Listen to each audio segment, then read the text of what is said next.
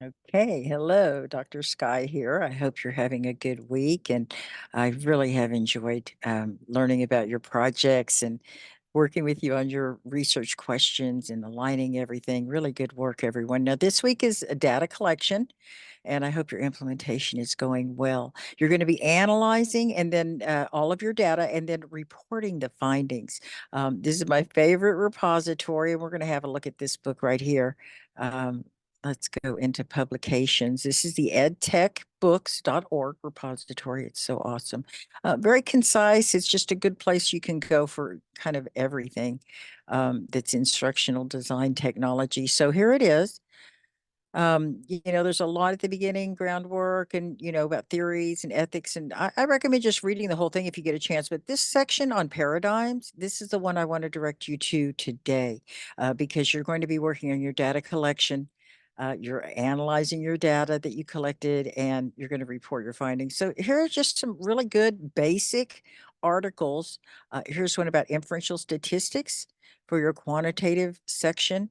A little bit here on sampling. There's another one that'll go into sampling more. Questions, your null hypothesis. If you're working with statistics, you're going to be doing a lot of significance testing. So here's a little example that's very useful to help you wrap your mind around the math that's involved with quantitative data analysis. Now, here's another good one. You can just look at this information differently, see the patterns. Um, they have the months and the range here, how often. Um, so this is kind of high end, but it's good for you to know about. If you can apply it, great. I know I have a lot of mathematicians in this class. It's how you report your standard deviation, okay? And, that's basically how much did everything deviate from the basic standard.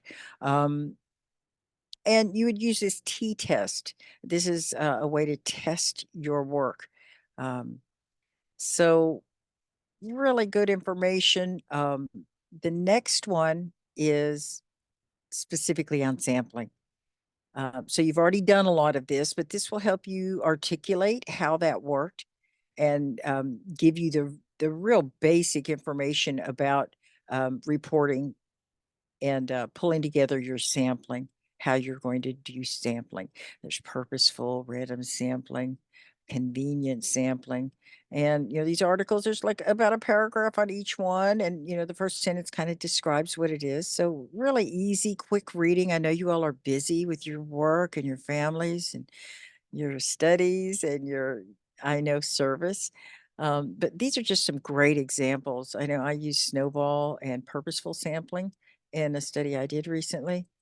Um, so informant, extreme case, and they have the charts, the visuals that really help you to kind of understand how each different method of sampling works. Random sampling technique, stratified proportional clustering, really good to put into a visual when you're finished. Um, and it just goes into depth on all of those. Consensus. Okay. And it talks about how your goal, it needs to align with, your research questions as for how you're going to be deciding how you're going to do your sampling and your data collection, whether it's even feasible. Let's see, the next one is qualitative. Okay. So rigor is a really big word in education. And you just really want it to be trustworthy. You want to be credible, dependable. Um, Generalizability sometimes is used more with quantitative, and the transferability they use a little bit more with qualitative, but I see they're both here. Um, and this just goes into all of those. Now, there are some really neat learning checks in here. So as you read, see if you've remembered anything. I recommend always notating. Oh, some of these are just really good suggestions for you. Um, so if you get a chance, you want to look through some of these resources. Confirmability, other criteria, whether it's meaningful and appropriate. Should you really be doing this research? Ethical treatment of your participants and audit trail. We're talking about data handling. So just a few things you should think about if you want to have really good rigor with your research and reporting. let's see. Design-based research, I'll let you look at that on your own, but I did want to look at the mixed methods one too. Okay.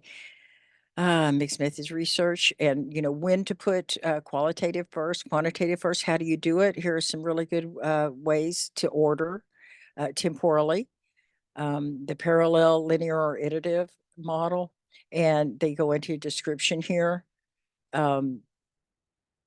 In different designs that you can use. And, just looking at it from different angles will help you understand this information. I know it's a lot to wrap your mind around, but to be able to discuss it and speak like a scientist, I'm going to give you that TED Talk again, the link about reporting science. So just really good guidelines in here for what you've been doing in class, and I hope this will apply to different projects you're going to be doing in your work and future work. Let's go to another resource. I kind of like to use Google Scholar. It's pretty easy to look up things. Now, I also recommend the GCU library. You can always get a librarian to help you and direct you to some of these, but this is just basic, and these are like current studies too.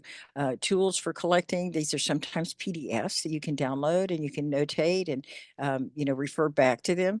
But this one, just the same as that other repository, a different angle, different authors, different things talking about the different levels here of data collection and your interviews that you can do, your data analysis and how to go about analyzing that, inductive and deductive content analysis. Some of you are doing thematic analysis.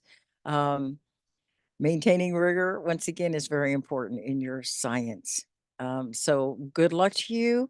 If you have any questions, don't hesitate to contact me, or if it's of a general nature, let's talk about it in Classroom Connections, okay? You all are doing awesome on your projects. Be sure and contact me if you need anything, and I'll see you in the discussions. Thank you.